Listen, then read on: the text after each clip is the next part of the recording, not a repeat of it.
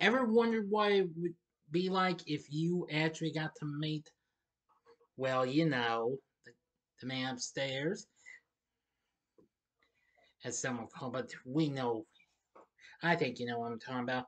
Well, 45 years ago, John Denver got to meet him, but of course he was played by George Burns himself. Let's talk about Oh God. Big D's Entertainment Rankings and Reviews.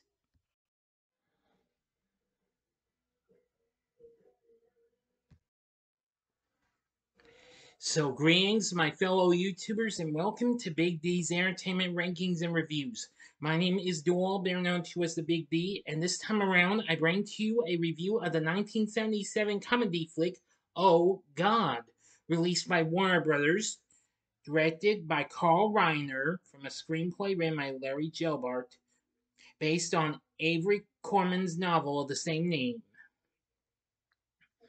The, sto- the story focuses on an unassuming supermarket manager who was chosen by God to spread his message despite skepticism of the media, religious authorities, and even his own wife.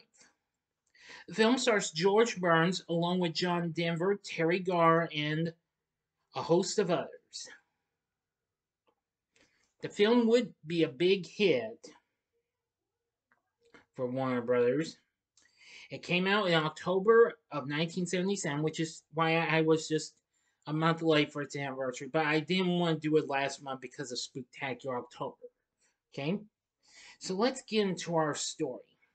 God appears as a kindly old man to Jerry Landers, an assistant supermarket manager.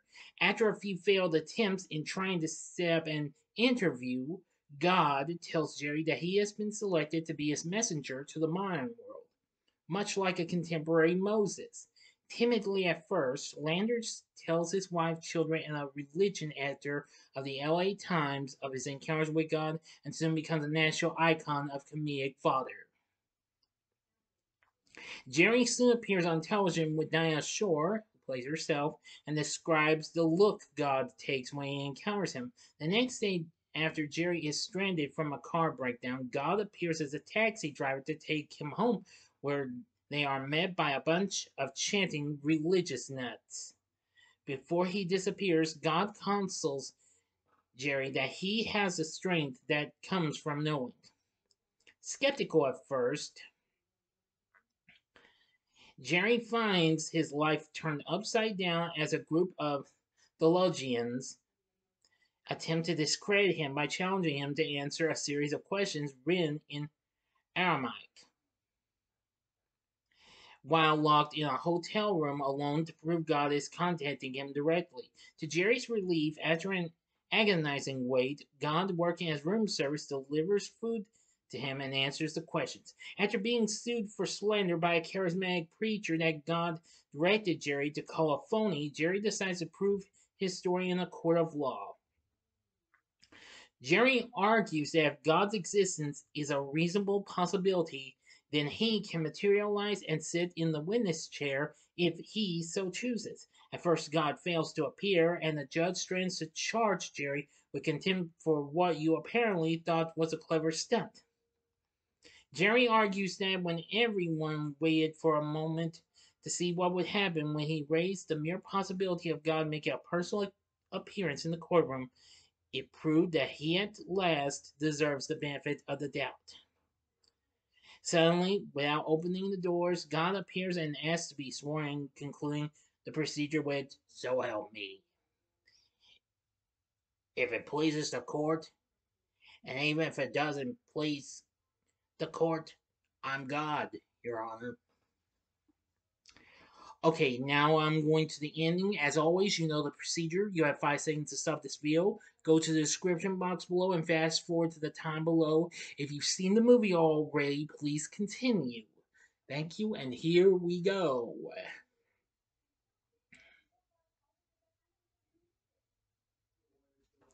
Okay, you've been warned. God provides some miracles, first in the form of a few rather impressive card tricks for the judge. Then, to help the people believe, he leaves the stand, walks a few steps, and, with everyone watching, literally disappears before their eyes. His disembodied voice then issues a parting shot. It can work. If you find it hard to believe in me, maybe it will help to know that I believe in you. Sometime later, after hearing the ringing of a public telephone, Jerry meets up with God once again and states he's going on a trip to spend some time with animals. Jerry expresses worry that they failed, but God compares him to Johnny Appleseed, saying he was given the best seeds and they will take root. Jerry then says he has lost his job and that everybody thinks he's a nut, but God assures him that there are other supermarkets and that he's in good company. God had said to Jerry earlier, lose a job, save a world. God gets ready to leave and says that he will not be coming back. Jerry then asks what if he needs to talk with him. God says to him, I'll tell you what, you talk, I'll listen. He then disappears, and Jerry smiles as God departs. End of story.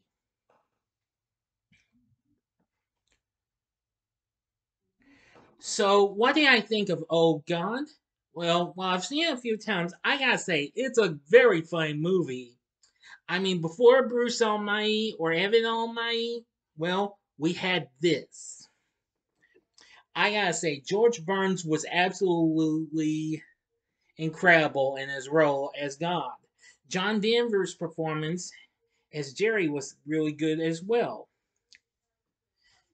Teri Garr plays Jerry's wife Bobby, and she did an exceptionally good job as well. We also have other lots of other big names, including Donald Pleasance, Ralph Bellamy, William Daniels, Bernard Hughes, Paul Sorvino, and I mentioned Dinah Shore, and the director of the film, Carl Reiner, and a host of others. Anyway, the film did well for Warner Brothers, going on to make 51 million at the box office, and became the ninth highest grossing film of 1977.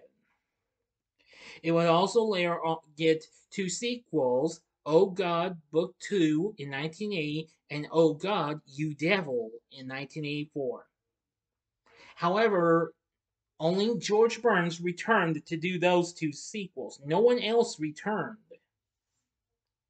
Now, originally that the screenplay writer, this Larry Gelbart, originally wanted Woody Allen to play Jerry and Mel Brooks to play God, but Allen declined because he was already making his own movie dealing with God, Stardust Memories, which would be released 3 years later.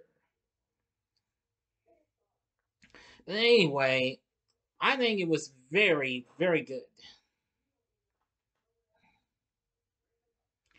And I will say that this is just so funny. Now, to this day, for current reviews, Rotten Tomatoes has said that this film's biblical playfulness makes for more cute farce than divine comedy, but George Burns' sly performance as the Almighty gives the high concept gravitas. And I couldn't have said it better myself. The screenplay received an Oscar nomination for Best Adapted Screenplay and a Saturn nod for Best Writing. The screenplay won the Writers Guild Award for Best Comedy Adapted from Another Medium. And the film was awarded 2 Saturn Awards for Best Fantasy Film and Best Actor for George Burns, and received an additional nomination for Carl Reiner's direction. Yes, I really do like the direction Carl Reiner gave us. It was really good. Also, I want to point out this film was produced by Jerry Weintraub. This would be one of his first few earlier films. Of course, he later go on to produce other films like Cruising, and as well as the original Karate Kid franchise. Let's see, Pure Country, and the Danny Ocean trilogy. And oh yeah, and he also worked on Nancy Drew in 2007, the Karate Kid remake from 2010, and The Legend of Tarzan from 2016, which came out a year after his death.